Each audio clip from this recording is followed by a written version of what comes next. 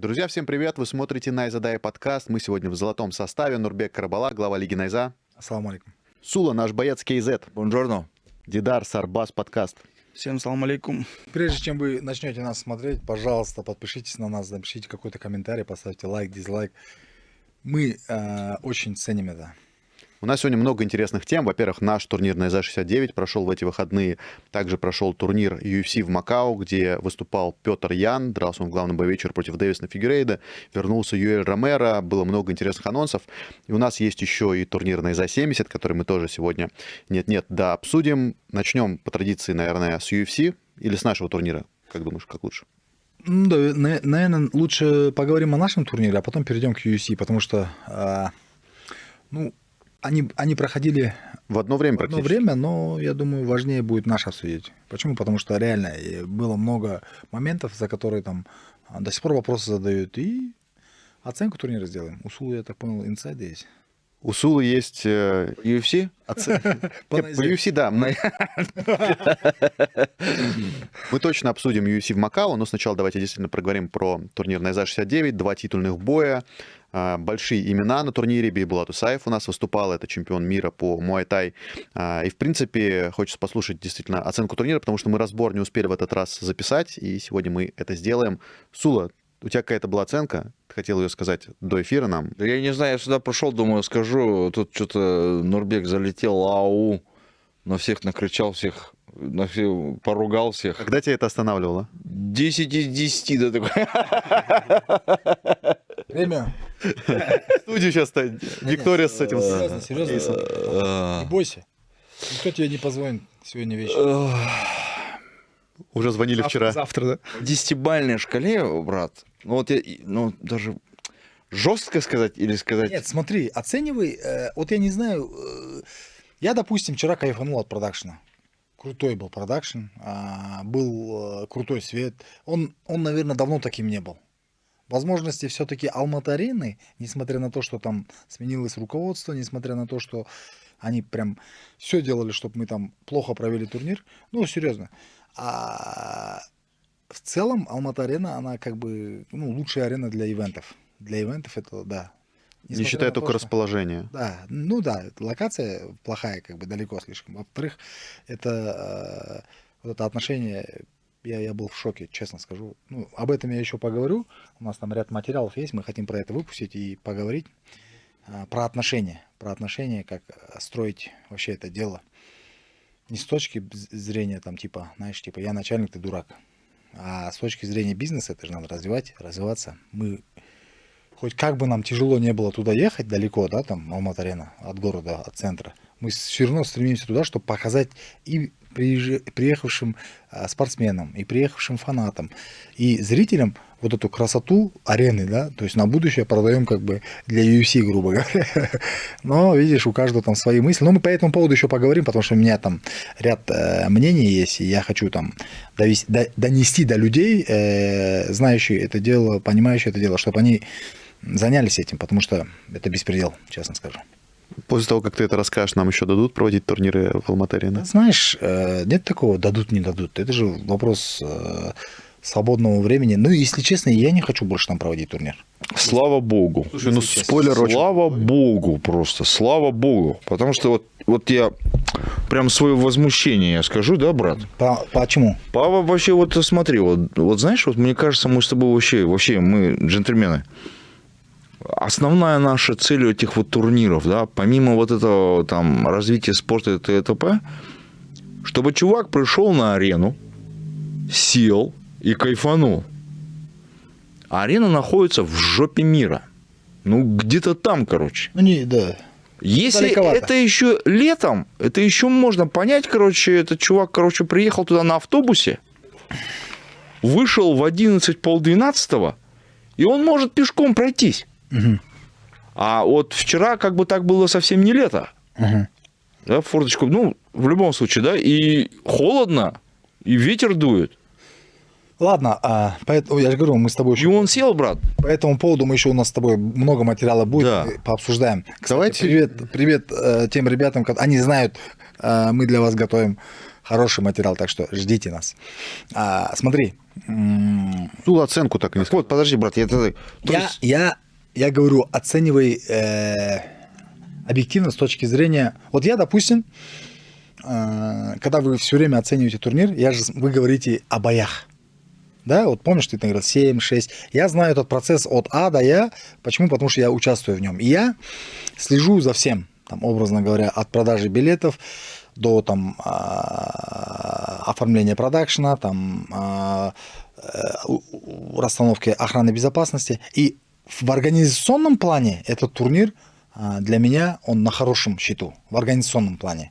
В плане зрелищности, тут, знаешь, вся надежда была на то, что главные бои будут... Ну да, нельзя сказать, что они не были зрелищными, нельзя сказать, что это было неинтересно, но это не то, что мы ожидали. Разочарование было. Да, и некоторые бои, которые были в начале карты, они были лучше по драматизму, по исполнению, по техничности, лучше, чем главные бои.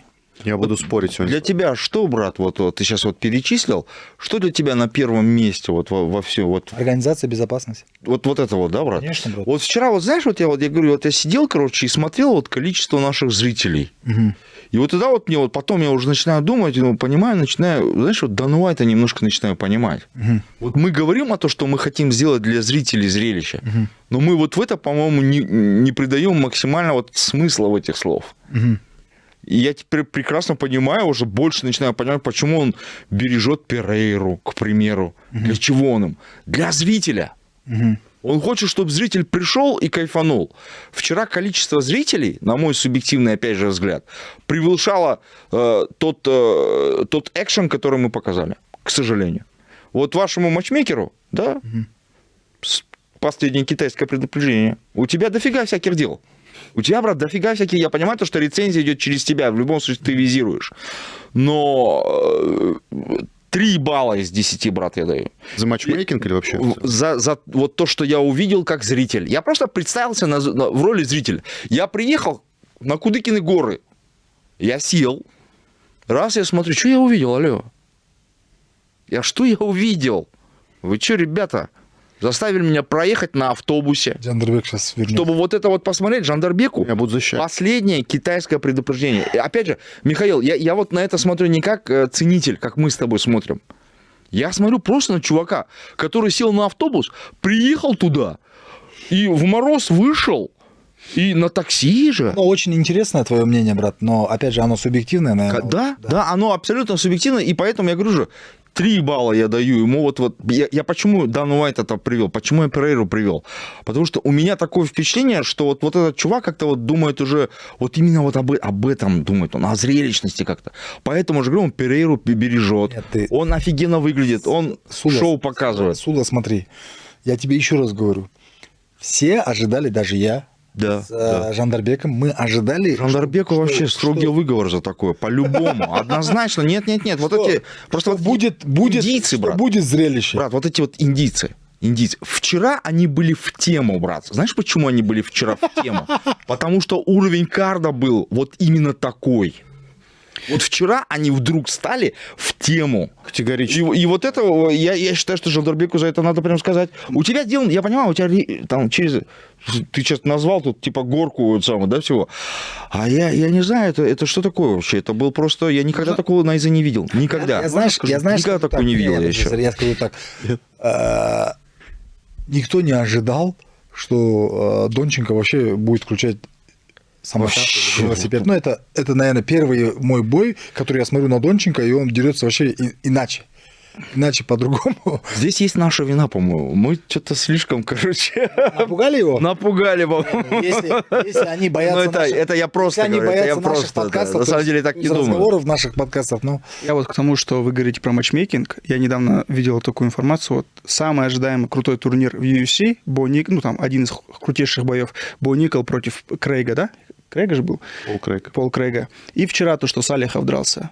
На них ставили ставку, они там дрались в мейн-карде, их там подняли, они там должны были зажечь. Бой бы вышел скучным. Также Салихов где-то в Fight Night дерется, но при этом не в номерном турнире от этого боя ничего не ожидали. Он делает чуть ли не нокаут года. То есть это не проблема матчмейкинга, это, наверное, проблема Ну, в том числе, может быть, но и самих бойцов. А какая проблема в матчмейкинге, ты видишь? Дида, Нет, ну, я вот смотри, от того, Дида, как палки мне когда мы как ставим зрителю Кудайбергенова, абсолютно плевать на Донченко. все эти тонкости. Вообще плевать мне на это. Сделайте мне шоу, алло, я пришел. Но Вот это, что вы там, где там Бо Никол, Шмо Никол, мне вообще плевать на эти фамилии. Но это же в клетку не выходит организация, в клетку выходят бойцы. Если, я считаю так, дураки, вот, брат, тебе надо пистон там вставить нормального, потому что если это оставлять без внимания... Что он еще билет не купил? А если купил, бы вообще бы он... Он бы меня схавал бы здесь. Он бы тогда не говорил матчмейкеру, сказал, ну, Реке, верни мои деньги. Реке, мне кажется, во главу угла мы должны... Брат, ты должен поставить зрителя. Именно того зрителя, который пришел. Это ключ к успеху. Однозначно. Это ключ к успеху. Если этот зритель, вот действительно, как ты скажешь, верните мои деньги, там, где мои вещи, я пошел домой, если такая тема включится, вот и все. Короче, я категорически с Улу не согласен. По поводу... Единственное, с чем я согласен, по поводу индусов, я бы вообще, честно сказать, какой-то выпустил закон, чтобы им запретить вообще драться и в лиге Найзе, и в остальных лигах. Потому что один же был нормальный индийец. Нет. Ты знаешь, это сейчас прям... ММА в Казахстане зарождался через индийское кино. Вы хотите? Да. Вы хотите? Оно зародилось. Начальников, да? Оно действительно зародилось. Вы Мне хотите? кажется, Мы карате изучали по этим фильмам. Чакраборти, вспомни, когда я шел с кинотеатра с братом, мы всюду 3 километра до дома, мы дрались, шли, еще со звуками. Нурбек, оставь это в прошлом. Реально, индусы, Это ностальгия, брат. они действительно там очень хорошая нация, все такое, но не для ММА. Правда, они показывают худшие бои. Мне кажется, вот если брать какой-то индийский винстрик в лигах там вообще казахских, российских, то это просто будет 0,1800, что-нибудь такое, 0 побед, 1800 поражений. Они реально не конкурентоспособны, дерутся ужасно. С этим я согласен, Сула, что они прям... Только с чем ты не согласен? А не согласен с тем, что не надо зрителей за дебилов держать. Типа.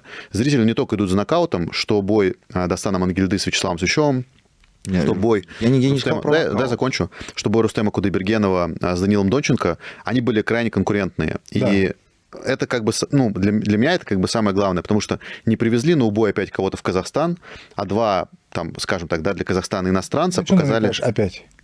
Что? Опять, когда говоришь, на что намекаешь? Что так часто делают?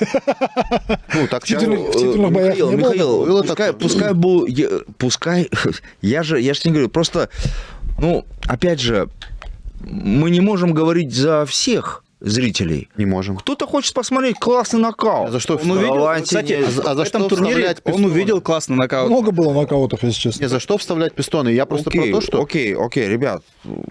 Потом, смотри, Было супер вообще. Я приехал в Алматы-арену. Не, Сул. и я просто прям нереально кайфанул. Вот, и я ты рад. свое мнение высказал. Да, я Слушай, мнение же человека, не ты прошу менять свое мнение, просто Нет. ты говоришь, надо вставлять пистоны Жандарбеку, а мне кажется, вот два, главный По жизни соглавный хочешь бой... пистоны оставлять просто. Окей. Главный соглавный бой были крайне конкурентными, и из-за этого мне, например, не стыдно, что я работаю в Найзе, потому что как бы есть лиги, которые просто привозят, там, ноунейм Бразила, его избивают. Вау. Мне такое не нравится. Я очень рад, что тебе не стыдно Потом- работать на Изи. Потом, знаешь, что Нет, смотри, что потом случается. Вот ты людей просто приучаешь есть испорченную еду. Опять же, это твое субъективное Приезжают- мнение. Ты мои слова просто переиначил, и придал им смысл вот именно такой. Я такой Ребята, Нифига себе аллегория. слышал такое. Вот аллегория прям у тебя вообще шикарная. Давайте, да, срубать еду. Давайте бой сделаем между вами. Невкусную. Нет, я Минутку, да? Сула мой Зрелище, старший товарищ. Я не могу с ним драться никогда в жизни. Я дерусь только с палками, дубинками.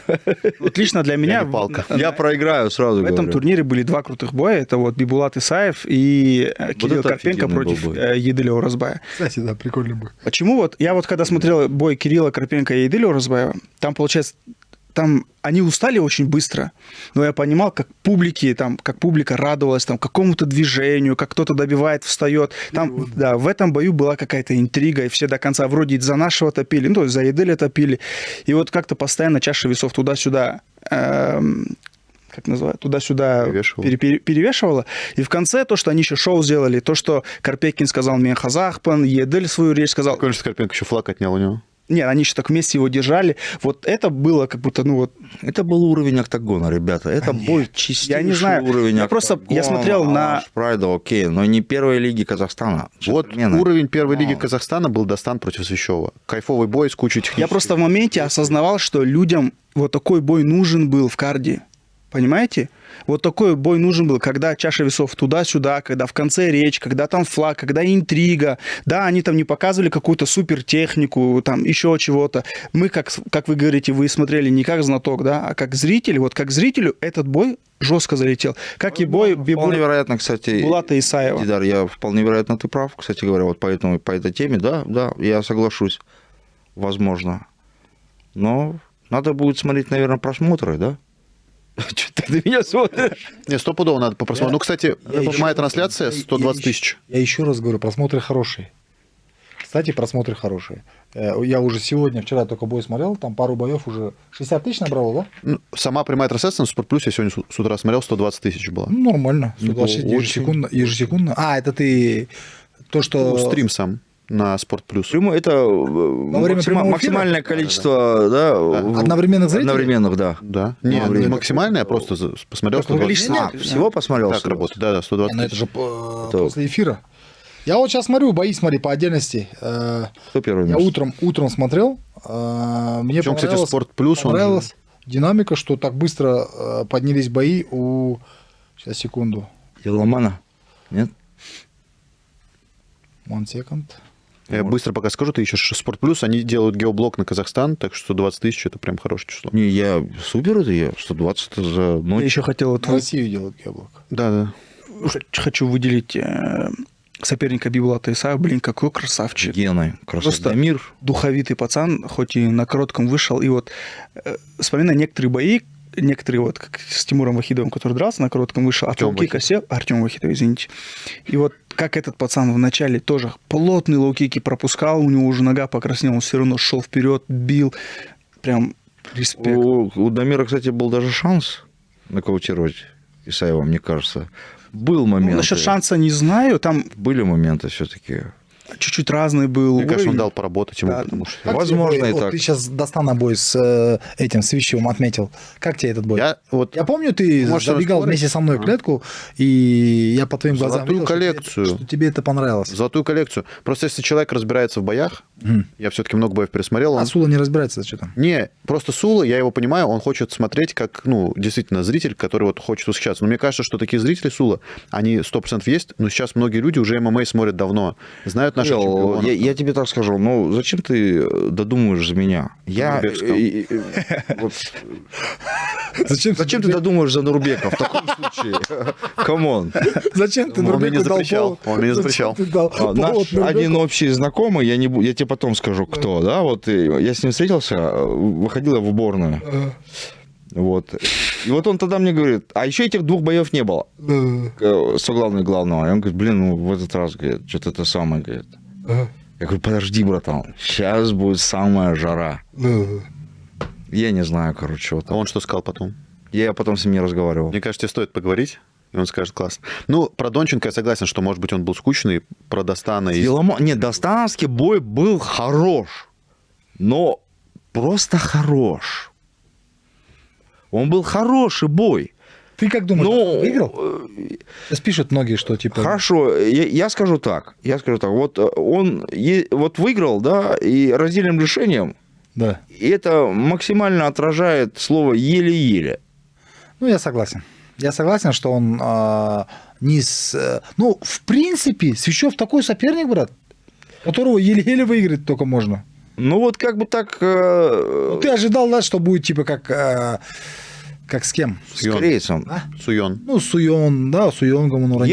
Я ожидал, что, честно скажу, да, потом, в общем, ладно, ну, не об этом, но я разочарован. Я стал разочарован, потому что Достан может драться лучше. Однозначно.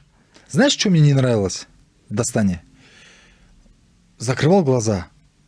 Блин, ну как так? Отпускал голову, закрывал глаза. Я вообще вот это не понял. Его в пятом раунде, когда вот между четвертым и пятым, когда перерыв был, и на него жестко наехал Жако. На самом деле, не только в этом раунде. Его... Он нереально прям... Жако такие вещи... Все уже ушли, короче, и Жако на него короче, жестко наезжает. Я потом у него, когда интервью беру, у Жако? Престины, нет, у Достана. Достана, Я ему говорю, тебя что, жестко наругал, да, Жако? И он не ответил, он сразу глаза опустил такой, ну просто сильный Свищев, сильный, вот так вот, короче. Но я считаю, что там уже Лепту Любит такую тему, я знаю. и Жако то, что тоже помог, потому что если бы не Жако, хз, что там произошло, там могла бы быть просто трагедия на самом Там еще деле. после второго раунда Жако прям жестко на него кричал и говорил, давай, типа, соберись, ты что? Мне казалось, что на самом деле Дастан, если бы не угол, он бы тоже бы уже сказал, был нафиг этот бой. Вполне, ну, я тоже не знаю, но команда... мне кажется, Дастан может лучше. Может лучше. Вот, а что тогда? Получается, если бы на него Жако не наехал бы, он что, проиграл бы, получается? Вот тебе не напоминает этот поединок между Багдатом и Казбеком? Ну, по спорности решения только если. По рисунку боя нет. А по спорности в решении, да. Любому. Вот я вот, когда этот бой закончился, все же гадали, кто... Почему ты говоришь спорности, если из почти 10 минут контроля было за Дастан? Еще раз, смотрите, вот есть современное ММА, есть его правила. Я просто не судья, Да. но я читал Unified Rules, они на английском есть, выложены тоже. Я думаю, что наши там подписчики и зрители могут посмотреть. Там есть типа правило 3D. Damage, типа, стоит на первом месте, это урон. Потом, типа, duration, по-моему, продолжительность. Выносливость. И domination, доминация, типа. Вот там 3D, типа, да. Duration – это выносливость. Вот в это было самое главное камень преткновения, что оценивать лучше, урон или контроль. Потому что на... Контроля как такового нету в Unified Rules.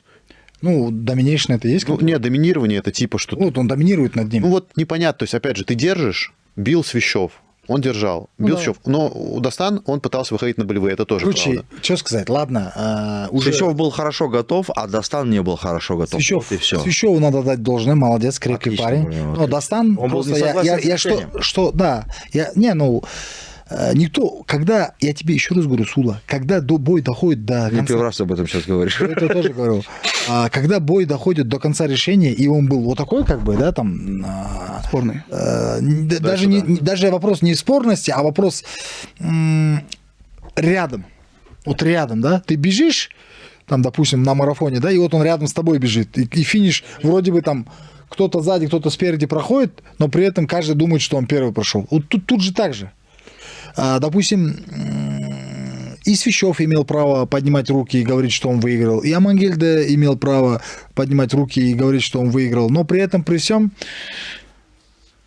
отдали победу Дастану Амангельде. Я считаю, что, допустим, по очкам, скорее всего, это так и есть. Я когда статистику еще посмотрел, я увидел это все. Да, в ударах лучше был там на 4, что ли, очка Свищев. В контроле был лучше, он за этим был, и еще что-то там было за Дастаном. Ну, тейкдауны, наверное. Суть не в этом, а суть в том, что просто мы же рассматриваем этих бойцов, допустим, Свищева я знать не знаю. Честно скажу, первый раз в жизни увидел. Он мне понравился как боец. Если там в дальнейшем у нас получится, мы с ним обязательно поработаем. Но... Я хотел тебя про это спросить, что было бы прикольно. Да, это не проблема. Но Дастан, этот парень, здесь вырос, и мы все на него возлагали какие-то... Конечно, я болел за него. Ну, внутри, да, я хотел быть субъективным, объективным, там, мнение свое, как говорится, не высказывать, не подсказывать никому. Но при этом, при всем, я как бы, надеялся, что он покажет, да, что-то. Не из-за того, что он там плохо готов. Просто мне такое ощущение, как будто Дастан чуть-чуть, знаешь, как бы осторожничал. Не то, что он боится. Я 100% уверен, что он не боится, но он осторожничал. И вот... Возможно, кстати. Знаешь, это его право. Это его право. Но говорить, что там, да, давай, я готов к тебе идти, это было, как бы, не то, что было, а вот при таком бое говорить туда смысла нету. Почему? Потому что они все ждут от тебя там нокаута, риска, яркого выступления и так далее, и так далее. Вот мое мнение. А так, да, я как бы... Судьи вытащили, я тоже примерно так и посчитал. Но контроля больше, этого больше. Единственное, в конце там переворачивалось. В итоге вот так оценили. Вот, кстати, знаешь, тоже не хватает... Про урон ты правильно говоришь. Урон очень хороший был. И он был у Дастана. Да, при этом я потом Свищева записывал в раздевалке, у него вообще чистое лицо, прям чисто-чисто.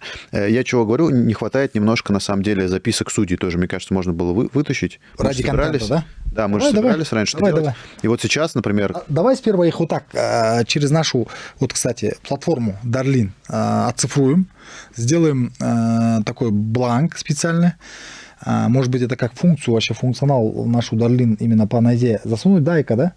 Поговорите там с разработчиками и давай это вытаскивать там прям во время прямого эфира там каждую судейскую записку, пусть они на планшете сидят, указывают, кстати, вот. Прикольно, что мы каждый раз находим новое какое-то применение Дарлину. Да. Функциональный. Не, ну Дарлин, он Судье не в нужно плане, будет вставать. Дарлин в плане функции, он вообще безграничен. Я к тому, что судье не надо будет вставать, идти относить карточку. Вот, Он круто. через телефон это может Что сделать. бедный Муха туда-сюда бегает, я на него смотрю. Самого взрослого заставили туда-сюда бегать. Вообще молодцы, да, ребята? Да, так что если у вас тоже есть какие-то задачи, которые нужно решить, обязательно Особенно. пользуйтесь Дарлином. Это инновационное средство для управления вашего бизнеса. Данил Донченко после поединка сам подошел ко мне и говорит, извините, говорит. Я говорю, что случилось? Не, говорит, ну, я не так хотел выступить. И мне его слова не понравились. Я тебе честно говорю. Как он сказал, там, типа, в Казахстане нужен чемпион-казах. Просто все хотели... А он так сказал? Да. Ну, вообще не в тему. Мне кажется, это вообще прям его нельзя... Я знаю отпускать. много, много пацанов, которые за него болели, там сидели. Казахи за него болели, я знаю, да, там много пацанов. И этот, как его, что я хотел сказать? Касаемо то, что он так сказал. Еще он сказал, я слышал, Давай ты... типа, вы ждали, я знаю, что здесь все ждали, что я усну, короче, да, типа. Интересно. Знаешь, почему? Ну, Что-то такое, да? у меня есть ответ. У меня есть ответ, почему он так сказал. Да. Перед этим тоже хотел сказать, что вот если в прошлом бою оба парня были уверены, что они победили после того, как бой закончился, то в этом, когда я заходил в клетку, и Даниил ко мне подходит и говорит, ты типа бой же смотрел, а он еще, еще не огласили победителя, он говорит, я походу проиграл. Я чувствую, я проиграл. Я говорю, нет, ну, типа, ты прямо забрал уверенно. Там 4 из 5 раунда точно. Он говорит, не, я вот чувствую, что, походу, проиграл. Я говорю, не-не-не. А по поводу истории с тем, что он сказал, что там нужен чемпион-казах, и то, что я думаю, что, типа, вы хотели, чтобы я уснул, мне кажется, история, она связана с тем, что был же пост о том, что они встречаются с Ульяной, и Уля, девушка, да? И было много хейта вот, в его сторону, и мне кажется, что он чуть этот хейт, он, короче, на всю как бы свою деятельность его экстраполировал. Хейт? Да. А где был пост? Заметил. У них, типа, в нозе был пост, и там просто много хейта было. Вот. Какой хейт был? Данил, да, Национального- смотрит сейчас, да, национального дружище, вот. если ты вообще хочешь двигаться куда-то дальше, если тебе такие непонятные чувачки могут снести вообще в голову тебе залезть, братан, иди лучше кукуруза стереги. Если тебя вот так вот может какой-то комментарий из себя вывести, ты что, братан, вообще забудь. Если бы ты читал мои комментарии, мне вообще давно уже... Удавился бы. Ну, завязывай вообще. Если тебе такая тема сейчас залазит в голову, ты же собираешься туда идти, поверь мне, там похлеще. Сделаем 23 года парню, поэтому, ну, пока еще может быть... Все впереди у тебя. Да я вообще считаю, на реке. Вот как Дана Уайт вокруг Перейры, вот так же и вокруг Данила надо быть на Айзе. Потому что, смотри, он вышел вчера, весь в татушках вообще, офигенно выглядит. Вчера он просто, в прошлый раз он просто чуть-чуть заминжевался, может быть, вот эти вот комментарии его вывели из себя. И не хотел он рисковать. А так офигенный боец, я считаю. Донченко? Да. Да, конечно. Супер. И Я вообще, честно сказать, Шикарно. как бы я предполагал, в принципе, бой прошел так, как мы об этом обсуждали. Я знал, что он будет чуть-чуть остерегаться, там, ударки, да, там... как бы ты мне говорил, то, что там будет, здесь точно будет финиш, братан, ты чё? я сказал, нокдаун в первом раунде будет, во втором раунде первый. Оба друг друга уронят. Они ты сказал. уронят друг Да, друга, да, если попадут. Да. Но бой будет длиться до последнего. Почему? Потому что я знаю и Рустема, я знаю Донченко. Но если бы Донченко вначале попал бы чуть-чуть коленными, локтями, у Рустема не такой запал был бы. Он просто ему сам дал время и расстояние поработать, дистанции. Тактика, знаю, была, Кстати, говоря про... тактика была не та. Говоря Вообще не про знаю, урон- надо было ее сокращать, эту дистанцию. Видел Нет, он потом её- же лицо Рустема? Да? Капец, там у него и гематом, Сечка была сечек жесткая. вообще. Да. Мне прям было страшно чуть смотреть на лицо. Стратегия была не та выбрана, Даниил. Да, из-за этого надо было подходить ближе. Но я же Бежала по-другому. у тебя в подкасте сказал. Вы рассчитывали его Знаешь- щелкнуть в 4-м или 5-м раунде. Сула, я в шутку, Уля, не обижайся, но как, Могу еще только, подрезать, как если только мужское дело лезет женщина, я шучу, Сула не согласен 100%. да? Как Потому что как Виктория пришла в вашу жизнь. Все пошло у меня вообще на берега. Хорошо, да? Наперекосяк? Я говорю, я вчера у себя дома Не, ночевал. Мне такое ощущение, что, как его, Донченко, я вообще уважаю и Донченко, и Улю, и как, расцените это как шутку, но в каждой шутке есть доля правды. Как только у него, я вот заметил, в последнее время у него советы такие, он даже мне звонит, иногда что-то спрашивает, я говорю, Даня, мы же по этому поводу поговорили с тобой. Он мне говорит, но мне просто сказали спросить у вас. Я говорю, ты что, как, не родной, да, что, боишься, что ли, что-то мы тебя тут, обманем, там, еще что-то. Нет, конечно, вот есть такие бои, допустим, Кудайбергенова я там в жизни никогда не знал, Донченко вращенный боец, но при этом ты смотришь и на того, и на этого, и болеешь, да, знаешь, за красивый поединок. Кто выиграет, тот выиграет, проблем нету. да. За красивый бой, ты Вот знаешь, это что было будет. круто. Вот, допустим, Даня, когда дрался в этом, в Кыргызстане, помнишь, с этим Ханбеком, я же помню его взгляд. Я помню это ощущение, да, это было незабываемо, когда во второй раунд он не хотел выходить, и типа такая возможность была, что бой сейчас откажется, да. Донченко вперед вышел в центр, и мне вот так на меня смотрит и показывает так, типа... На часы он же... кстати... Не на часы, он говорит, я жду, давай, я буду ждать, говорит, пускай восстановится, я буду ждать, продолжаем бой. И вот он, знаешь, он не хотел, чтобы вот так заканчивался поединок. Тот снялся, он хотел драться дальше. Да, он там, возможно, не прав был в отношении себя, но при этом, при всем, он всегда любил зрелище. Всегда делал это зрелище. Женщины все губят. Короче, я расскажу. Я, кстати, категорически не согласен. Уля, Историю, мы тоже не согласны. Даниил тоже послушай эту историю. Короче, мы в Ахтау, когда были. Помнишь, когда ассоциация проводила турнир? Что-то, она там проводила. И туда приезжала Елена Шевченко, мама Валентина Шевченко. Да. Вот, короче... Мы же вместе были, в Узене. Она же... Не в Ахтау. Она, на Узене. Да, она, заслуженный какой-то тренер же, да, по муай-тай. Муай-тай. И она, мне рассказывала, слушай, говорит, вот у меня, говорит, такая тема. Вот он ходит, я на него его тренирую, супер показывает, все супер. Баба появилась, все, салам алейкум, Она говорит? Да, появляется у него женщина, там начинает с кем встречаться. Это понятно, молодой. Все, салам алейкум. Поэтому, Даниил, так, знаешь, возможно... Я не для этого тебе сказал это, брат. Нет, я тебе говорю так. Как говорится, первым делом самолеты, а девушки потом, братан. Не, почему? Девушки всегда должна быть. Мне кажется, знаете, Имеется в виду, в деле не должна быть. Нет, может быть, они просто притесаться должны. Просто, они...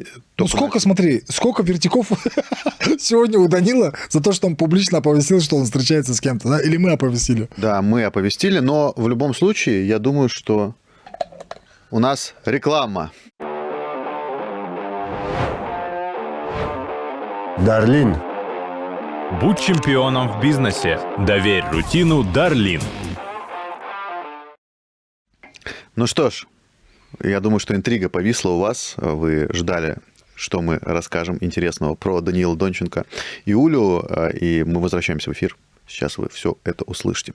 Я, говорю, что должны притесаться ребята к друг другу, просто, когда только начинаешь отношения свои. Они красивая пара. Да, очень красивая пара. Я просто как женатик говорю, что просто, да, вначале бывают какие-то такие вещи. Очень, наверное, Уля переживает там за Даниила, Даниил за Улю.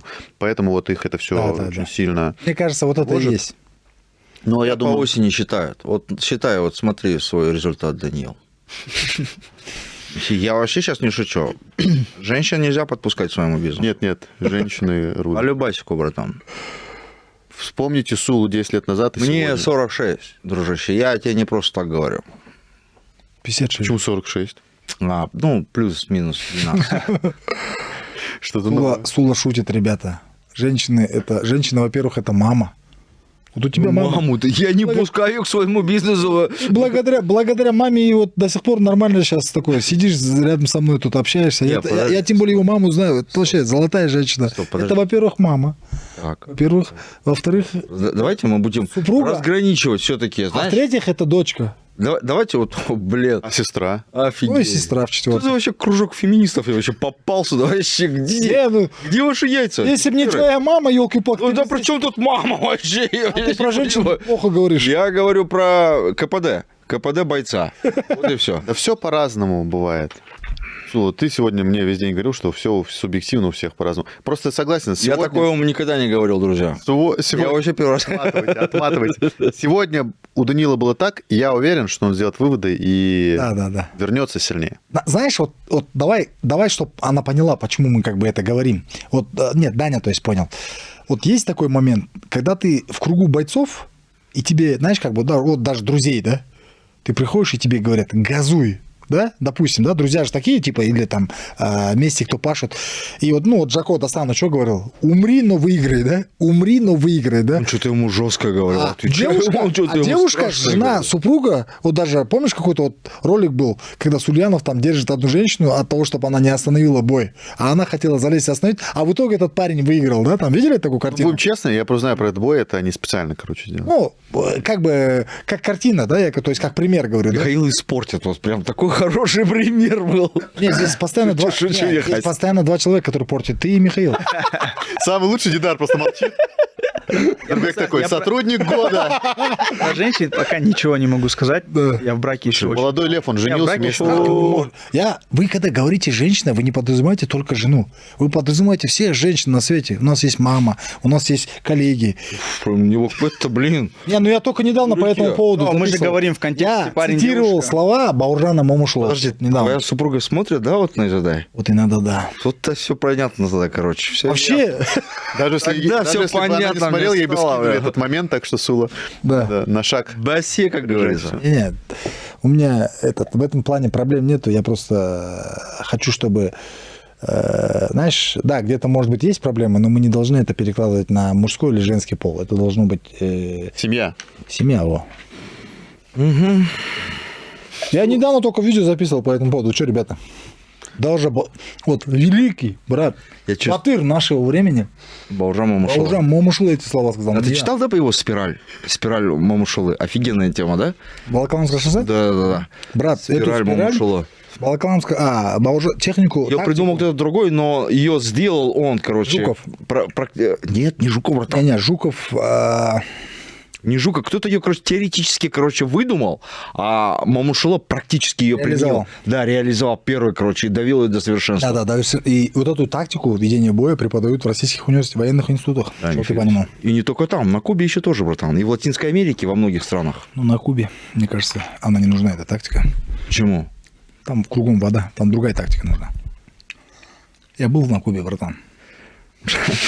Не в тех районах ты был, братан. Надо было приехать туда, Там ничего не поможет. где мало воды, снег. Не, он же там же был, Бауржан Момушула. Не, ну на да, Кубе. Он они- же преподавал там. Ну, когда-то, наверное, давно. Сейчас там очень плохо. Сула, это точно окажется правда? Не по Лаваншу? Нет, в смысле, Нет. Бауржан Момушула Фидель- на как Кубе, его, а его Фидель Кастро, приглашали, да. Фидель Кастро Приглашал его. лично знакомился с Бауржаном Момушуло, он очень хорошо о нем отзывался, и он когда как бы после войны, он говорил, типа, вот у вас есть... Он приехал в Москву, сказал, я Военачальник. хочу пообщаться с Бауржан Момушула. Бауржан Момушула, он здесь, короче, двигался в тот момент. Об его подвиге я услышал, как он... Да. типа, И они его пригласили малыми на количеством Кубу войск, преподавать на Волоколамском- военное искусство. шоссе. И он туда на месяц, да, по-моему, приезжал, да? В чем прикол? В чем прикол? Я вот последний раз, помнишь, на Fight Nights поехал в Москву. И с супругой слез в такси, залез и едем. Кстати, На бокс. Да, на бокс. Едем. И я его спрашиваю, а где Волоколамское шоссе находится? Вот, ну, как бы было такое бешеное желание съездить. Вот в следующий раз я обязательно хочу туда поехать. Ну, он говорит, вот так-то, где-то что-то там несколько десятков километров в эту сторону надо ехать. Я вот чисто ради Бауржана, он мне говорит, да, а зачем вам? Я говорю, у нас там есть один батыр, вот в честь него хотел поехать, посмотреть, а так в целом вот такая история. А я эту книгу читаю, говорит. Я говорю, какую книгу? Волоколамское шоссе. Ну, оно же популярное. Я такой, ну, как бы, вот, да, про Бауржана Момушула читаю, говорит, туда-сюда. А ты знаешь, что он сталкар? Болгара? Да. Ну, а что, албанец, да? Ну, Про что? То есть в Талгаре есть даже место, где они учебную подготовку проводили, говорят, перед выездом на войну. Я слышал, Даже в книге же описывают. Он, типа, я слышал, Даже в книге описано же, что возле... Я не читал эту книгу. Вот представь, где ты там в свое время босиком бегал, он там готовился. Ну что, дальше? Ну, Да, мне кажется, по турниру мы сказали вообще все, что... надо отметить, да, Донченко крутой боец, мы все понимаем. Я думаю, нужно отметить все-таки характер и, знаешь, вот этого Рустема. Рустема. Рустема надо отметить. Он крутой, он крутой. Однозначно крутой. Как он до конца шел, как он, знаешь, как бы ни на секунду. Я тебе скажу, на Искал стардауне, шанс. когда я стоял Искал посередине, мне показалось, что Рустем чуть-чуть заволновался. То же самое. Потому что ты, когда даже брал у него интервью, он нормально выразиться не мог. И я тогда, знаешь, как бы так подумал, блин, неужели он как бы ну, уже типа согласился с тем, что проиграет. А когда он на бой вышел, блин. Офигенно. Я понял, да, вот насколько у него характер такой сильный. Я тоже был уверен, что он перегорел, потому что, когда я видел его у Дидара в подкасте с Улжасом, он прям, ну, ментально был очень крепок, а когда я был у них в раздевалке, до этого у меня даже есть момент, ребята в основном Свищев разминался, бил по лапам, Дастан разминался, бил по лапам, там, Даниил тоже там боролся, бил по лапам, а Рустем почти все время просто сидел. Я такой думаю, блин, ну, как-то, ну, для меня Горит, необычно. да? Я туда зашел, он меня выгнал оттуда, кстати. Ну, как вы? Я, короче, со стиками, короче. С чем? И он не сидел, он прям разминался. Может быть, я не попал в время, но у меня прям вот кадры есть, я там в раздевалке провел минут 20, он просто сидел, настраивался, просто сидел. Я такой думаю, как-то необычно. Дархан был там с ним, нет? Да, по-моему. Да. Я когда пришел там... Были моменты, когда Даня чуть не упал, да? Были. Знаешь, почему Даня подумал, что он проиграл? У Дани было так, что типа в первом раунде он нарушил правила, и он думал, что ему желтую карточку дали. Если желтую карточку дают, скорее всего, он думал, что первый раунд забрали, типа в пользу того, хотя он его как бы выиграл. Второй раунд за Рустемом, да? Ты так посчитал? Не, я вообще, ну, я не думаю, что он подумал, что ему желтую карточку дали, потому что ему бы дали, ну, показали бы желтую карточку. Ну, знаешь, что тут бывает, это же бой же. Там 2 раза нарушил, все, там, меня там, типа, да, там. Ну, как бы, потом, знаешь, он думал, наверное, скорее всего, типа, он казах, а я там, вот, как раз-таки это же выразилось. Мне кажется, это все вот у него именно, знаешь, в голове вот это, говорю, из-за хейта он вообще, Смешалось, короче, да? сам вышел, типа, немножко потерянным. Ну, я надеюсь, теперь у него таких мыслей не будет. Да, ну, Даня, ты теперь поверил, то есть проверил все, как работает. Нет такого понятия. Это международная лига. Здесь нету, там, типа, казах должен быть чемпионом. Если есть достойный пацан, достойный парень, он станет чемпионом. А рефери новый, да, был у вас? Вот как раз рефери Ну, в да, этот это- момент. Немножко плыл парень. Ну, Плыл. почему? Мне Я очень понравился. Мне понравился. Рефери. Плыл. Вообще, Плыл, бля. плыл. Мне понравилось, как он, типа, громко говорит, вот это прикольно, но я понимаю, о чем Сула говорит, что когда были моменты, вот первый удар в пах, он Да, чуть-чуть... да, он тормозил. проспал его вообще. В целом, Были. Потом моменты, когда вот, допустим, выскочила эта капа, когда вот с этим дрался. Кто там, у кого-то выскочила капа. Да. С этим, Саясатом, да? Не Саясатов Или кто? был. Два непобежденных парня дрались. Не помню, один с Еркинкуша, кажется. Вот, короче, выскочила капа. Он останавливает. А зачем ты останавливаешь? Ты подойди, они как раз борются. Подойди, дай ему нормально. Стоп, остановились. А он их разнял. Кажется, судья с Кыргызстана, да? Я первый раз... Аймовский. То есть, по-моему, у него особого нету опыта в профи. Потому что, ну, ваши пацаны таких вещей не допускают вообще. А тут было его видно. А ты видел, как Ахтлев дал инструктаж? Мені тыңдаймыз, индусу. Я вот, наверное, снимал. Амандасамыз. Давай, жүреміз. Ахтлев. Мне нравится- Индус на Ахтлева смотрит такой, типа, все понятно. Да-да-да, мне тоже всегда нравится, когда момент. Ахтулев дает Молодец, на да? казахском, даже когда бойцы не казахи. Всегда.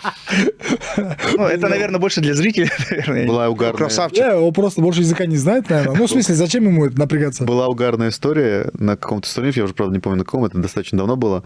Там рефери тоже сначала типа обратился к русскоязычному бойцу, ему объяснил, потом поворачивается, а там парень, который на английском говорит, а рефери английский не знает, и он ему такой, хотел сказать, типа, слушай мои команды, и он как бы слово команда, как бы знает вроде, он в словаре посмотрел команда, и тим, типа. Ну, тим — это команда другая. Другое И значение. он говорит, listen to my team. Я четко, чего, Ты типа? в моей команде. Да. Слушай, ты в моей команде, да? Да, слушай, моя команда, ты такой, что? И он такой, типа, let's go. Все, поехали. Прикольно, Было смешно. прикольно. Давай. Я думаю, про Найзу мы все поговорили. Кого из молодых можно отметить? Можно отметить вот этого парня, подрался... Я вот хотел один прикольный случай рассказать. Первым бою дрался такой Тагиев. Как его зовут? Ислам? Султан? Ну, я понял, это сын... Да, а отец его, Азат Тагиев, знаешь, да?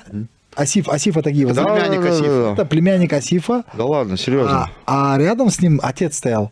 Вот в чем прикол? Мы с отцом дрались в одном весе, на одном пьедестале стояли в 2004 году с его отцом. Теперь я почему эту историю промоутирую? Там такая история. Ну что ты? Этот парень, Султан. Кто помнит Шаха? Все. Шаха кто? Да нет, все помнят Шах из Дартим, молодой пацан. Дартима, молодой. Брата. 2 боя провел. Этот Шах и этот Султан встречались, кажется, в Сахпротим на турнирах. Один раз выиграл Шах, Султан, второй раз выиграл Шах. Теперь, вообще вчера они ко мне подходили и говорили, мы хотим бросить вызов. Бросить вызов. Ну, вот почему мы не дали Сарлапу, да, там стирдаун сделать? Почему мы не дали Султану сделать? Ну, чтобы они понимали, почему мы не дали. Обычно вызовы, обычно стирдауны, это все происходит на такой эмоционально поднятой ноте, когда прям народ гудит, и тут ты хоть что заливай, оно проглатывается и хорошо впитывается, да? А когда ты, ну, допустим, согласись, в его случае он там выиграл тычком в глаз, что ли? Ну да, там остановка же была. Да, остановка, и первый раунд он засушил, сверху лежал, но я видел, что он сам хотел драться, а Адиля Бурамбаев и Асиф, они его тормозили, короче, понял, да? Типа не спеши, там, ну, чтоб, короче, задача была выиграть, эмоционально очень тяжело, видать, было. Первый бой в истории у него, прикинь, профессиональный. Я их тоже понимаю, но он должен понимать, что нужно... У него была возможность в первом раунде, в первой минуте выиграть. Хотя узбек тоже неплохой был. Но при этом, при всем, он как бы этого не сделал. Ладно. Теперь он должен был быть... должен обратиться к Шаху. Мы это не дали. Не то, что не дали, ну, не было, как говорится, как сказать, нагара не было, да, вот этого. И как бы накала, то есть. И он ушел. Теперь отец мне пишет вчера, ну вот все хорошо прошло, туда-сюда. Я говорю, все, проблем нету. И я говорю,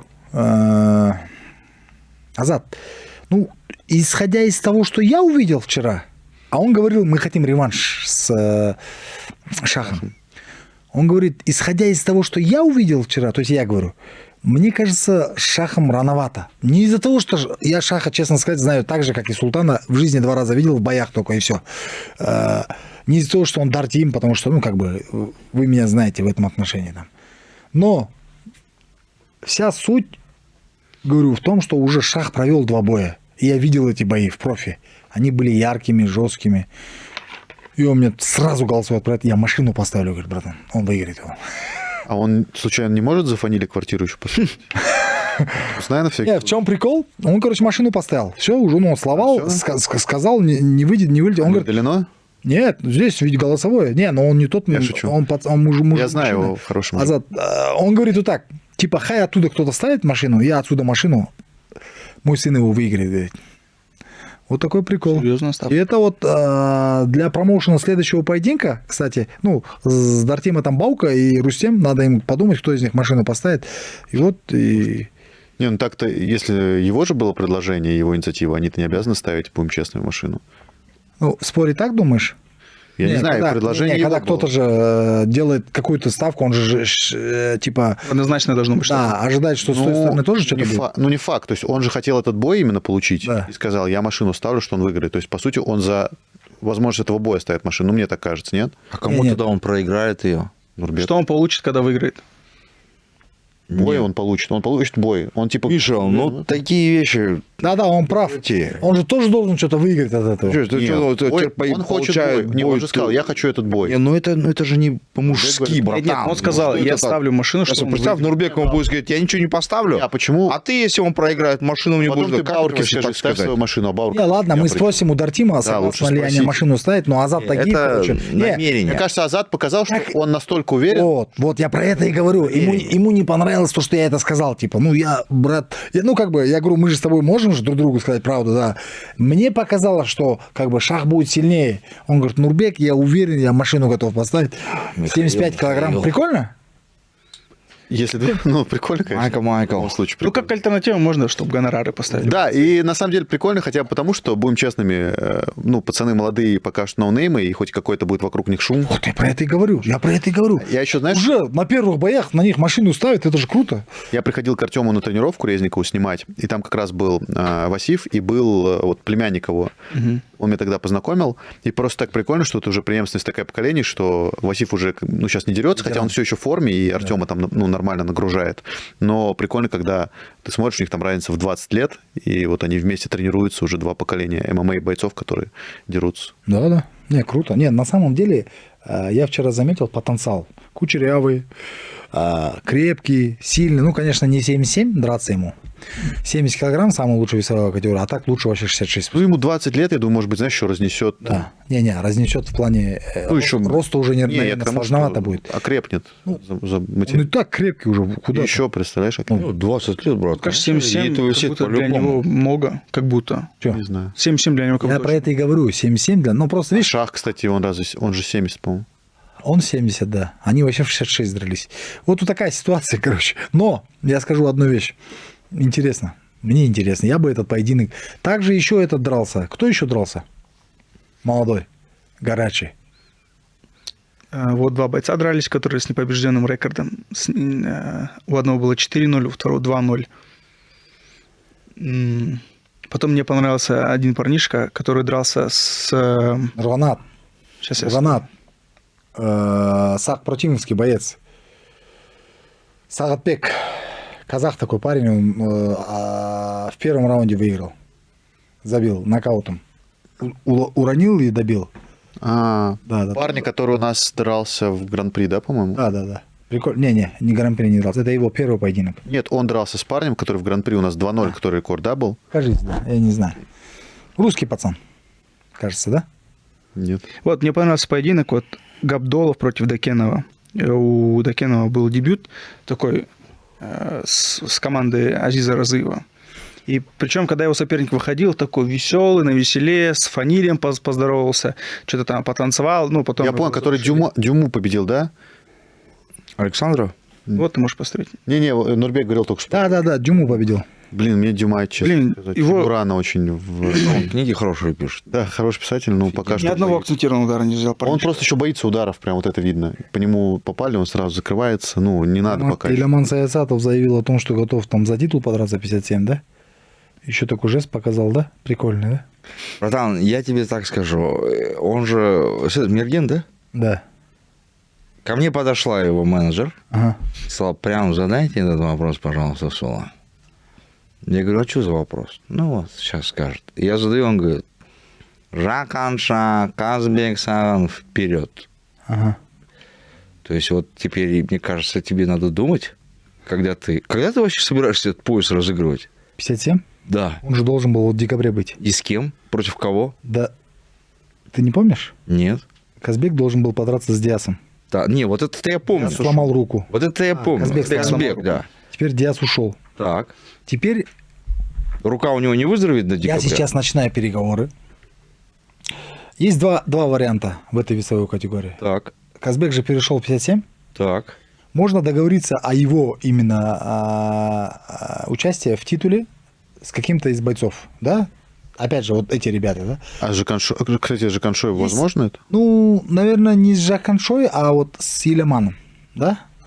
Но, скажите вам, интересно ли вам увидеть бой Казбека с Багдадом Жубанышевым 55? Багдад, что красавчик, когда я ему сказал, он говорит, я не отказываюсь, говорит, давайте хорошее предложение. И прям сделать это бой вечера, 5 раундов, без титула, может быть, что-то там для них придумаем. Ну вот реванш в 55 килограмм. Зачем тебе этот реванш нужен, братан? Мне нужен. Сделай вообще, эти чувачки оба, они могут в своих весовых категориях наделать шума. Зачем ты их стравливаешь? Так в том-то и дело же. Стравлю. Нет, не Это, а вот это бойцы, бля, в одном рейтинге, как понять? Нет, вот зачем тебе нужно 55? Ну, У тебя есть 53 и 57. Грамотно. Смотри, вот какой бы бой вызвал больше интерес? Казбек Елеман? Или Казбек Багдад? Или Багдад там Джон Шинк? Вот какой бы бой посмотрел зритель, скажи? Ты же сам говоришь, для зрителя надо стараться. Что бы посмотрел зритель, скажи? Слушай, Говорю. Нет, просто к тому, сейчас что уйду. это промежуточный вес, чемпион ничто не теряет, но это, тем не менее, громкий бой. Долгожданный. Да, долгожданный, 2 года люди громкий ждут. бой. В первом бою было спорное решение, его можно грамотно раскрутить. У этого боя есть история. Я буду разговаривать с Серкункушем, Сабек Агаем, Багдатом Жубанышем. Ну, ты Я и думаю- с Казбеком тоже поговори, потому что, может, он не сможет 55 сделать уже. Не-не-не, Казбек, мы же с Казбеком это изначально обсудили. Не, хорошо, что с 57? С 57, ну вот, первый претендент это Казбек. Я же говорю, Второй. вот сейчас будем решать. Ну, в принципе, мне понравилось то, что Елеман, допустим, уже там подрос, да, до того, чтобы драться в Да. титуле. Но, Да. ну, не знаю, вам нравится история? Вы не будете потом говорить, неге казах туылестирип жатсыңдар? Тебя это останавливало? Нет, ты будешь говорить так? Если ты будешь говорить, я обязательно сделаю. Қалай ол болмайды ғой. Я думаю, про Найзу. Да, мы очень много проговорили. Единственное, что я хотел сказать, ты сказал, что у тебя есть Время какое-то уже. громкое... 14 Виктория. Про Алматурину. Да, про Алматурена какое-то громкое заявление. Нет, Это это типа же- отдельное видео какое-то Да, будет? отдельно. А я просто, видишь, этого не знал. Отдельно мощный подкаст будем снимать про это. Окей. Давайте тогда про UFC поговорим, который прошел в Макао. Шел он одновременно с турниром Найза. Петр Ян победил Дэвисона Фигерейда. Муслим Салихов оформил один из красивейших нокаутов этого года с вертушки. И, в принципе, вообще очень бодрый турнир. Я его почти целиком посмотрел. Можно воды от девушки? Вкусная вода. Что за вода? Саюра. Саюра. Саура. Очень вкусная вода. Дайте еще одну. Вообще, когда я сажусь, мне 2 ставьте, потому что я не могу. Мне кажется, тебе надо, кстати, баклав какой-то вот 5-литровый. Не, напиться не могу. Мне, может, 20-литровый сразу. Да, короче, Очень UFC вкусно. Макао кто-то смотрел, или, ну, просто многие были на Найзе, а я смотрел параллельно два Отрезка турнира. Я весь смотрел посмотрел. Суёнга. Кстати, Петр Ян молодец, да, вернулся. Ты видел, да, после боя он просвещивал, сказал интервью, да? Да, да. Да. В интервью там обратился к нему, пожелал победы. Ну, молодец. А это же они вообще прям знакомы с детства. Я помнил. Партнеры. Я, кстати, познакомился с Ильясом Хамзиным. Да? Наш. Взял интервью? Нет, не взял. Ильяс, если сможешь, салам алейкум, брат. Хотите посмотреть интервью Ильяса, смотрите Вестник ММА. Чего ты не взял интервью? Чего мне у него спрашивать? Вот есть Вестник ММА. У тебя своя аудитория, у него своя аудитория. Если Нет, что. ну, Мы меняемся, аудитория. я просто не беру же сейчас уже интервью, ты же видел. А, не берешь? Я вообще не беру интервью никого. Зачем? Да? А что мне, о чем говорить, что спрашивать? Я не знаю, что спрашивать. После боя, до боя, окей, а так, о чем? Я просто не знаю, о чем мне. Напряженно вышло. Суёнг. Кто смотрел этот поединок? Я смотрел. С начала до конца. С начала до конца. Чё Наш было? проиграл. Просто тупо наш проиграл уже. Он просто сдался, короче, есть вот. Он Характер, говорит, наш, характер. я не знаю, ты знаешь или нет, да-да. Суёнг дрался с парнем, казахом из Китая. Китая. Вот мы говорим же наш, вот типа он же типа. Просто, по сути, и этнический казах. Суёнг тоже наш, потому что он чемпионом Лиги Найза был. Бывший наш. Тут постоянно наш. Ну да, ну А то вот потом Донченко и будет говорить. нет. Какой-то зарубежной лиги, когда я выступаю, и один из них казах, когда мы говорим наш, ну это понятно, что точно не. Даже если тот был чемпионом, но иностранный человек наш, мы здесь конкретно это вот наш Хандас. Ну он проиграл. Он тупо проиграл. И все. Насколько я понял, бой не был зрелищным, да? Абсолютно не зрелищный, не интересный. Непонятно что. Ну, Суёнг хороший, кстати. ну, Первый раунд он только нормально показал. Второй, третий вообще ни о чем. Такое было раньше, да, борется что в с- карде UFC стоял карт Road UFC? Нет, А это был финал. это финалы. Это, был, Вообще это бывало были все такое? финалы. Первый раз такой. Первый раз я А, говорю. кстати, там девчонка, ты видел, да, какой он нокаут? Срубили. Но все-таки у Муслима Салихова был круче нокаут. Там прям просто, как в знаешь, фильмах. как он по зрелищности круче, но потом вот эту девочку, которую вырубили, ее же уносили на носилках. и Да. Что-то, короче. Шиной, короче, вот так. Та девчонка, оказывается, доктором работает. Там, кстати, забавный вообще момент, что UFC, я просто подметил для себя, не первый раз уже это вижу, когда случается травма в клетке, никогда не показывают травму. Они прям убирают камеру от этого, пока человек в себя не придет. И там прям, ну, на девочку, которая вот вырубила, на нее там фокусировались, не знаю, минут 5, и потом только показали уже, как девочку в носилках в ошейнике таком желтом уносили, она все еще была типа не Не в сознание? сознании, да. Не, она в сознании была. Потом я уже открыл, и я когда видел, просто Не, она лежала вообще типа, Но у нее, типа, глаза типа моргали, то есть она нормальная была уже. Но, по-моему, на Короче, всякий да, случай, чтобы не кантовать ее. Наглухо срубили ее. Но она наглухо шандарах. Проигрывала, кстати. Да, она еще проигрывала, вот в чем прикол. Как думаешь, у Суёнга какое будущее в UFC? Я думаю, что Туманное. все равно... Ну, одно дело вот на уровне Road to UFC конкурировать, а другое дело конкурировать в UFC. Там ребята реально жесткие. Стабильно сильный боец, да? Он хороший боец, Да, но... пыш просто, да? Да, он вроде, знаешь, ничем как бы не... То есть у него нельзя сказать, что у него там супер борьба, нельзя сказать, что супер удар. Просто он как бы сам по себе крепкий, умеет и то, и другое, но не выдающийся ни в каком направлении. Ну, мне так кажется, Суёнг. Но, в принципе, очень круто в любом случае, что он попал, что это там еще один боец Лиги Найза, который себя показал, ну, и будет показывать там в сильнейшей лиге мира. Это просто Петр Ян как подрался? хорош. Офигенно. Очень хорошо Очень классно подрался. подрался. Да? Офигенно. Вернулся, да? Вернулся. Потому что он и боролся, Другой. и бил комбинаторно, очень хорошо из всех выходил болячек, очень хорошо из всех позиций выходил, не давал ничего делать Дэвисону. У Дэвисона было 2 там неплохих. Ты как когда смотрел? Во время эфира? Да, я Мы вот так сидели, смотрели. Ну и Фигередо Поставили, и туда, и офигенно туда подрался. смотрели. Да. Фигередо тоже был крут. Очень да, крут. 2 Он экс-чемпиона. с Фигередо же дрался, елки-палки, Да. надо будет посмотреть. Фигередо тоже очень круто. В принципе, Тебе нельзя было, будем честны. Ну да, да. Ты все-таки глава лиги, а мы пониже как бы в должности. Нам можно посмотреть было. Вот может, уже там реклама, да, или как? Мне кажется, вот прям очень хочу поговорить с вами насчет Найза 70 семей. Ну Или что, друзья? или что? Да, Я хотел вот... Вы же Я узнать модераторы. ваше мнение. Хотел. Петр Ян, Мираб Двалишвили вроде уже согласился. да, Мираб сказал, что очень воодушевлен. Впечатлен, да. Впечатлен И выступлением. вот как А думаете, Умар его обматерил и назвал трусом. да, как думаете, Петя сможет Мираба пройти? С учетом, вспоминая его предыдущий поединок, да, там он был с травмой. Вот как думаете? Я говорю, что в ММА все очень сильно на топовом уровне, реально все бойцы, они очень близки, там топ-5, мне кажется, все ребята очень близки, и реально у Петра есть такое проклятие, что главным боям своей жизни он подходит с травмами каждый раз. У него же были проблемы с руками тогда, не знаю. Да-да. Если подойдет в идеальной своей форме, мне кажется, бой будет совсем другим. То есть он сможет защищаться от борьбы. Может быть, и Ходов. не обязательно, он встает хорошо. Он может вставать, может бить. Вот он с Фигейредо показал, что типа его проходы не так страшны. Да, в принципе, он вставал из-под него, особенно в первом раунде, там, когда они были свежие. Все равно, мне кажется, у Фигейредо борьба какая, и у Мираба какая. Тут постоянно идет и борется, а Фигейредо не такой боец. Ну да, с другой стороны, Мираб там не супер держит. Он больше именно переводит, Да. накидывает. Что не знаю, я к тому, что, мне кажется, точно бой будет не такой, как первый. А что будет в Как бою? первый прошел? Я не помню просто. Мираб все раунды забрал, просто постоянно давя на Петра. Да. Постоянно переходы. Да, переводил, там накидывал. Переходы. Ну, чисто как всегда Мираб делает. Да, но при этом Мираб еще, по крайней мере, до этого всегда был в нокдаунах. Постоянно кто-то... Петр с рук вообще не работал. У него что-то была травма рук какие-то, он не работал с рук вообще там. Он бил ногами, но руками не работал. Круто в любом случае, что у Петра такое второй забег. Да, вторая молодость. Сейчас какой, получается, будет в рейтинге? Он... Второй, да, был? Да, скорее всего. Да. Петр Ян, либо третий. Ну, скорее всего, да, его во вторник, во вторым, наверное, сделают. Выше Умара, я думаю, поставят его.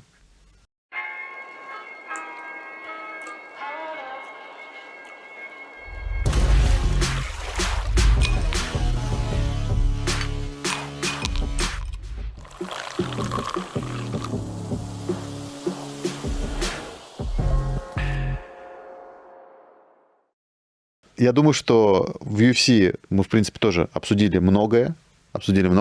А перед Найза 70 я хотел еще сказать про одно возвращение. Это Юэль Ромеро. Я не знаю, вы смотрели или нет. Да. 47 лет деду. Чуть моложе Сулы, но показывает то, чего Сула давно уже не показывает. На 10 лет младше Сула. Ладно, на 10 лет.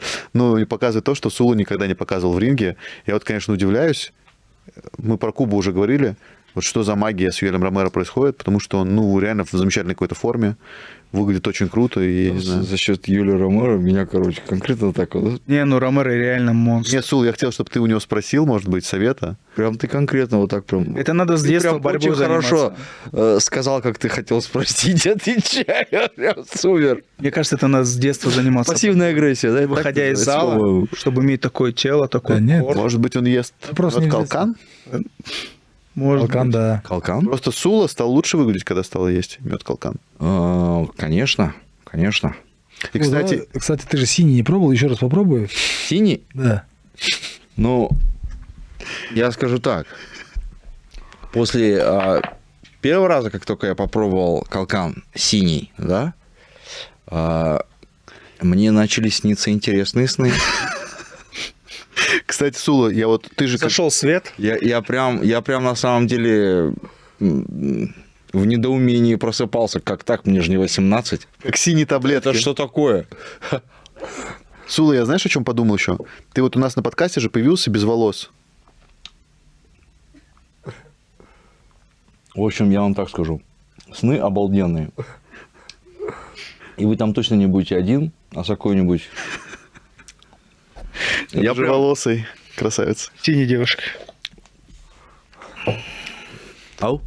Я просто про то, что ты у нас на подкасте в какой-то момент появился без волос, а сейчас чем больше ты ешь мед калкан, тем больше у тебя волос появляется. Братан, не надо так беспредельничать. Насчет чего? Ты машины пульт включаешь? Да, почти. Что это вообще? Ладно. Почти. Что думаете про Юэля Ромеро в 47 лет? Может быть, кстати, все шутят еще, что Джейк Пол после того, как увидел, захочет бой с ним. Джек Пол? Прикольно. Типа 47 лет. Блин, ну это интересно бы. Джейк Пол... Мне кажется, Юэль Ромеро уронит Джек Пола. Да, вполне вероятно. Может. Причем у Ромеро-то держалка очень-очень хорошая. И не то чтобы держалка хорошая, а хитрый, он очень хитрый боец. Ромеро? Да. Очень хитрый. Я был вживую на поединке Тим Кеннеди против Ромеро. Какой он, блин, что он вытворял там? Видели, да? Да. Он же сперва Ромеро уронил, Да. Ромеро упал. И когда он упал... За перчатку же он. А? Ну, он еще за перчатку схватился в этом бою. За перчатку схватился, кажется, Кеннеди. Нет. Джон Кеннеди? Кеннеди захватился. За перчатку. Смотри, в чем прикол. Нарушение со стороны Ромеро было не в перчатке. Перчатку захватил Кеннеди, я как сейчас помню. А со стороны Ромеро, почему возмущался Кеннеди, когда зашел его угол, они вот такой шматок вазелина ему на лбу оставили. И это все было сделано для чего? Потому что он прям под конец раунда же этот дал. Вот как раз таки Кеннеди одной рукой зацепился, одной рукой бил. Вот такой момент был. Я насколько помню. Это был 2014 год. Он попал, и этот не мог убежать, а он его за перчатку держал. Вот такой момент был. А потом он вот такой шматок вазелина оставил секундант у Ромеро, и ушли они. И Большой Джон Маккарти, кажется, я помню, ругался, типа, уберите. И они выходили с клетки и обратно. И в общей сложности он отдохнул минуту 40. И восстановился. Да, и Ромеро долго сидел, Кеннеди возмущался еще. Да, такой был. А потом нокаутировал он Кеннеди. Да, потом нокаутировал. Я был бы на этом бою. Конор Макгрегор дрался в этом карте с Паре. Кстати, это же была лига, где этого Майкла Перри, Ну, он со-организатор. Это не его лига лично. Он, ну, имеется в виду один из, да? лицо, короче, акционеров. промоушен. Мгм. А как понять, как называется, типа грязный бокс? Дети боксинг, да, там разрешены локти, разрешены руки, можно добивать человека, но переводить нельзя. Если человек падает от нокдауна, то ты типа дальше добиваешь его. Это, короче, как ММА, только без ног и без борьбы. Да? Получается, Да. что... Ну, боксерские Как перчатки. бокс. Нет, только не с- боксерских, в ММА Не, перчатках. не в ММА, пятиунцовые. О, в таких перчатках Ромеро точно уронит его? Не, он будет же драться с Джейком Полом, если будет драться просто по боксу. Да. Нет, имеется в виду, вот в своем поединке, когда он вчера или когда позавчера выступил, вообще прям... Вы знали, что у Ромеро была операция на шее? Да. Перелом шеи. А тип, да, настоящий? Да, ну и у него что-то просто генетика, короче. Я первый раз в жизни, когда вот поехал на UFC, ну, в Америку вообще первый раз в жизни, с женой своей залез в самолет с Майами до Лас-Вегаса, и впереди одного человека нету. Прям передо мной. И мы все ждем его. Нету. И суета, и бежит. А я еще так посмотрел, топ-тим Америка же, да, он, да, был? American Top Team. В этой спортивке ребята сидят. Вот так. Ну, а в то время, 2014 год, мы только-только привыкали к этим брендам, там, понимали, что это типа зал там в Америке, туда-сюда. И я такой, знаешь, сейчас передо мной, наверное, боец UFC сядет. Так, еще жене подколол. И прикинь, с разбега залетает Йоли, передо мной садится. Вот представь меня, да, там парня там, приехал с Октау. Первый раз в жизни в Америку, первый раз в жизни на UFC еду. Это мечта всей моей жизни была, да, там, ну, имеется в виду в плане карьеры, там, в плане боев. И он передо мной садится, я на него смотрю. И я ему что-то говорю, и он мне на казахском, прикинь, отвечает.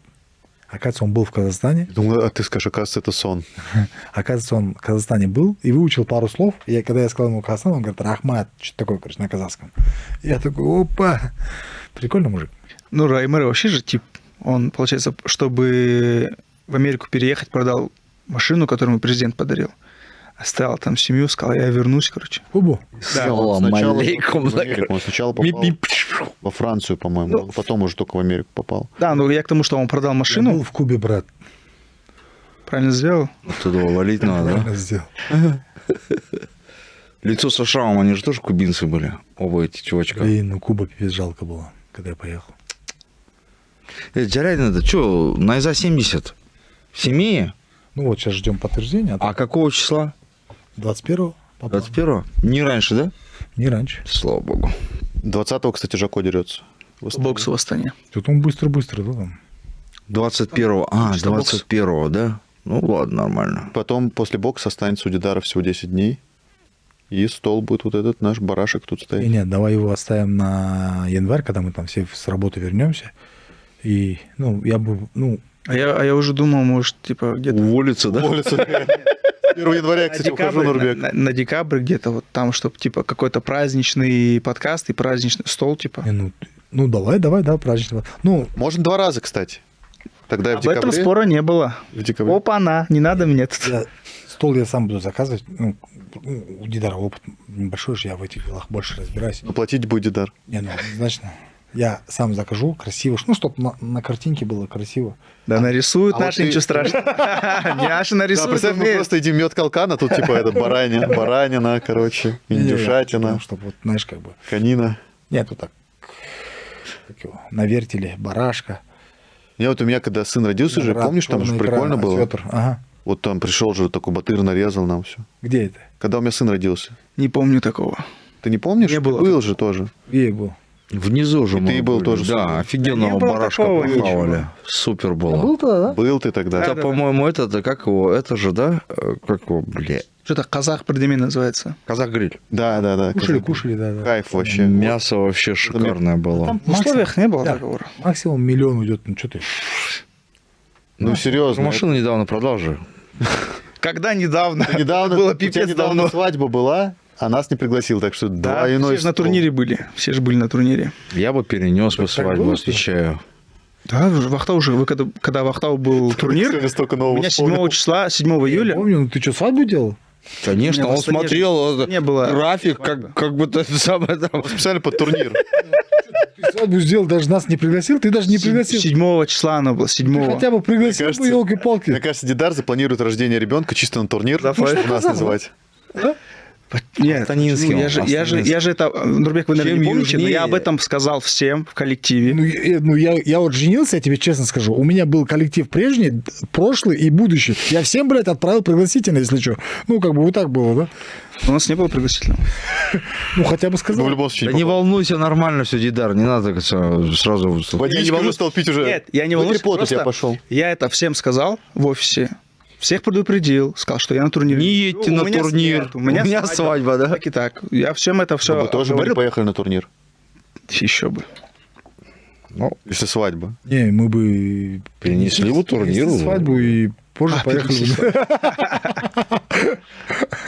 Знаешь, шучу. Да, этот... Владя, Долгих лет Нурбек, жизни. что мы знаем о турнире на ИЗа-70? кто матчмейкер этого турнира? Колоссально, оригинально. Бигжан, Абулкасым. А с кем? Неизвестно. Скоро будет анонс. Да, кстати, не забывайте, что у Лиги на ИЗа есть свои соцсети, и наш Инстаграм, и наш Ясно. ТикТок, наш YouTube-канал, и в одной из этих соцсетей совсем скоро появится файт-карт турнира на ИЗа-70. Если вы хотите кого-то увидеть из бойцов там, то пишите нам под этим подкастом в комментарии, и мы, наш матчмейкер, после слов Сулы прислушивается к вашему мнению, может быть, кого-то добавят в карту. Ну, Честно, Сула? я, честно сказать, Жандарбеку немножко даже... Не немножко, ему конкретно не завидую. Почему? Ну, потому что Сула представляет... к нему придет злой Нурбек. Что вы меня демонизируете тут, я не могу понять. Да ты сам себя демонизируешь. Как? Конечно. Все, что завязывай. Не, я А считаю... мне кажется, ты прям должен очень сильно по-серьезному поговорить. Я сейчас тебе без шуток говорю, брат. За бой достану и Свящева премию Жандарбеку. Я не знаю, вам это интересно? Нет, просто как добавить, может быть, как заголовок интересный будет. Официально уже Ислам Махачев против Армана Цурукяна. Да? Уже объявили? Первый январский турнир. Кстати, в Америку едешь? 11. Нет, я визу не сделал. Не успел? Можно сказать и так. Не дадут, да? Ну, сейчас уже нет. Попозже сделаю, постараюсь. У тебя виза есть? У меня выезд закрыт. Ты опять курил в У самолете? меня есть виза вот, семей вообще бессрочная. Ну, ладно, давайте коллег задерживать не будем. Друзья, мы очень вам рады и просим лайк, комментарий, ну и подписку. 3 цифры на обороте вашей карты. С вами были мы, команда, как его? Найза. АБТМ или как это называется? Найза? Нет, как у этих называется этот? БНГТВ. А я почему АБТМ сказал? Команда есть кстати, такая. вот, новая команда появилась, АБТМ в Актау. Вчера выступил парень оттуда, Елеман. Ну, радует меня это. Почему? Потому что не то, чтобы я чисто за этот регион топлю. В свое время я сам там поднимал смешанное единоборство долгое время. Там был такой простой, именно в профессиональных бойцах. Сейчас заново зарождается, и все это началось с того, что там команда открылась, АБТМ. На базе нашего зала тренируется, лично моего. Есть такой парень Низами, который руководит этой командой. Вчера он, кстати, на соревновании присутствовал, кайфовал от процесса. И они выиграли вчера первый свой бой в своей карьере как команда АБТМ. Я поздравляю их с этой победой. А так, Миша, закрывай. Да, круто, кстати, что появляется много команд. Сейчас и Батыр появилась какая-то вот команда, АБТМ, Рух тоже появилась команда. Короче, много всего интересного появляется. Друзья, встретимся с вами через неделю. Не забывайте, что в какой-то момент, я не знаю когда, у нас должно какое-то супер разоблачение появиться на YouTube-канале Найза от Нурбека Карабала. Сам в предвкушении. Сегодня первый раз об этом узнал. Не забывайте про наши социальные сети YouTube, Instagram, TikTok, про наш сайт Найза ТВ, где можно смотреть трансляции турниров, голосовать за любимых бойцов. И не забывайте, что под этим видео теперь будет часто заглядывать Жандарбек Кисимов, чтобы посмотреть, какие пары вы ему предложите на турнир Найза 70, который будет уже в конце декабря. Всем пока. Ассаламу алейкум. Аривидерчи. Друзья, наша команда создает уникальный контент в рамках нашего промоушена. У нас происходит здесь интервью, снимаются подкасты, монтируется много-много видеоконтента. И видя, как многие из вас, которые посмотрели это видео, являются не подписчиками нашими, мы, конечно, хотим попросить вас, подпишитесь. Для вас это 5 секунд времени, даже можно сказать секунда. Но для нашей команды это очень большая награда от вас. Так что не жалейте комментариев, лайков и подписок. Ждем вас.